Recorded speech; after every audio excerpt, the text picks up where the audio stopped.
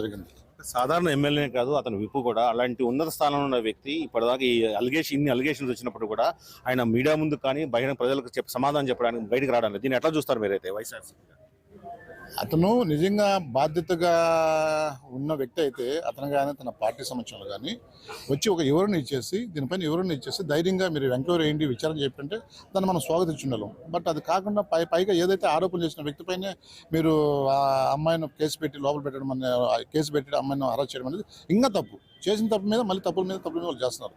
అంటే ఇది నిజంగా అది డెమోక్రసీ కాదు. ఇది డెమోక్రసీలో వీళ్ళు నిజంగా వాళ్ళు ఆ కోణంలో చూడంలే. అధికారం ఉంది కదా, అధికారం తలకెక్కింది కదా, మేము చేస్తే ఏమైనా చెల్తుందనే ఉద్దేశంతో స్వయాన ఒక పవన్ కళ్యాణ్ డిప్యూటీ సీఎం కలిసింది, అమ్మాయి కంప్లైంట్ ఇచ్చింది. చంద్రబాబు నాయుడు చంద్రగిరిలో కలిసింది, మళ్ళీ పోలీస్ డిపార్ట్మెంట్ కలిసింది. కానీ కంప్లైంట్ తీసుకోగా మళ్ళీ అమ్మాయి పైన కేసు పెట్టడం ఎంతవరకు భావ్యం? అది ఎంతవరకు? అది నిజంగా చాలా దారుణమైన విషయం, అత్యంత హీనమైన చర్య. అది చాలా తప్పు, ఖండిస్తున్నాం పూర్తిగా. ప్రధానంగా కుట్ర జరిగిందని ఒక ఆరోపణ చేస్తూనే తర్వాత అమ్మాయికి రక్షణ మేము ఆమె బయట పెట్టినటువంటి వీడియోలన్నీ ఫేక్ డీప్ ఫోటో వీడియోలు అని చెప్తే కామెంట్ చేస్తున్నారు.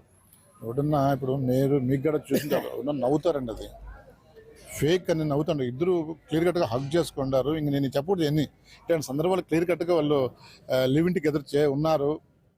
ఇప్పుడు అదన్నీ ఫేక్ అంటే ఎట్లా ఉంటారు చెప్పండి? తప్పు కాదు, అది చాలా తప్పు. 6 నెలల క్రితం వెలుగు చూసిందని చెప్తున్నా. తర్వాత అమ్మాయి స్వయంగా ఇవాళ మీడియా ముందుకు వచ్చింది, తన బాధలు చెప్తోంది, తన అన్యాయం జరిగిందని వాదిస్తుంది. ఈ సందర్భంలో వైఎస్ఆర్ కాంగ్రెస్ పార్టీ అమ్మాయికి ఏమైనా అండగా నిలిచే అవకాశం ఉంది? ఏ రకంగా మీరు ముందుకెళ్తారు? ఒక అమ్మాయితో పాటు మా నియోజకవర్గం ఏ అమ్మాయి కానీ, జిల్లా కానీ, రాష్ట్రం కానీ వైఎస్ఆర్సీ ఎప్పుడు కూడా అమ్మాయికి సపోర్ట్గా ఉంటుంది. అమ్మాయిలకు గౌరవిస్తాం. అమ్మాయిలకు ఎప్పుడు ఈరోజు గమనించలేదు. మేము జస్ట్ మేము ఎవరికి కూడా చెప్పాల, ఒక ప్రొటెస్ట్ చేస్తాము, ఎందుకంటే అమ్మాయి న్యాయం జరగాలంటే ఇంతమంది మహిళలు వచ్చి పార్టిసిపేట్ చేశారంటే ఈ వైఎస్ఆర్సీపీ పైన మహిళలకు ఎంత గౌరవం ఉందో, ఎంత ఇది ఉందో, ఒక నమ్మకం, ఒక భరోసా దాన్ని జగన్మోహన్ రెడ్డి గారు క్లియర్గా ఇచ్చారు. కాబట్టి ఈరోజు మహిళలు ఈరోజు ఒక పిలుపు మేరకు అంతా వచ్చేసే పరిస్థితి కూడా ఉన్నది. కాబట్టి ఎప్పుడు కూడా వైఎస్ఆర్సీపీకి అంత గౌరవం ఉంటుంది. అంత ఒకవేళ తప్పు కానీ చేస్తుంటే ఇమీడియట్గా 2019-24 మధ్యలో మామూలుగా చాలా మంది అరెస్ట్ అయినారు, ములాజా పెట్టుకున్నారు. తప్పే కదా. ఈరోజు మీరు అది అమ్మాయి కంప్లైంట్ ఇస్తే అమ్మాయికి న్యాయం చేయబోక పైగా అమ్మాయి పైన కేసు పెట్టడం నిజంగా చాలా దారుణమైన విషయం. చాలా చెప్పకూడదు అసలు. అంత సేమ్ ప్రభుత్వాన్ని మీరు ఫైనల్గా ఏం డిమాండ్ చేస్తున్నారు? ప్రభుత్వాన్ని మేము ప్రధానంగా డిమాండ్ చేసేదంటే ఏదైతే బాధితులకు ఉందో ఆమె న్యాయం చేయండి, ఆమె ఇచ్చిన కంప్లైంట్ చేసుకోండి, కేసు కట్టండి, అతను సస్పెండ్ చేయండి, విచారణ జరపండి. కనీసం మినిమం కనుక ప్రిలిమినరీ ఇష్యూస్ కూడా మీరు చేయకపోతే, టేకప్ చేయకపోతే ఇంకా మీరు ఎక్కడ గవర్నమెంట్ రన్ చేస్తున్నారు? ఎక్కడ ఇన్ని సంఘటనలు ఈరోజు కోన రవికుమార్ ఒక లెక్చర్ను, ప్రిన్సిపాల్ను వేధించి ఫోక్స్ కేసు పెట్టారు.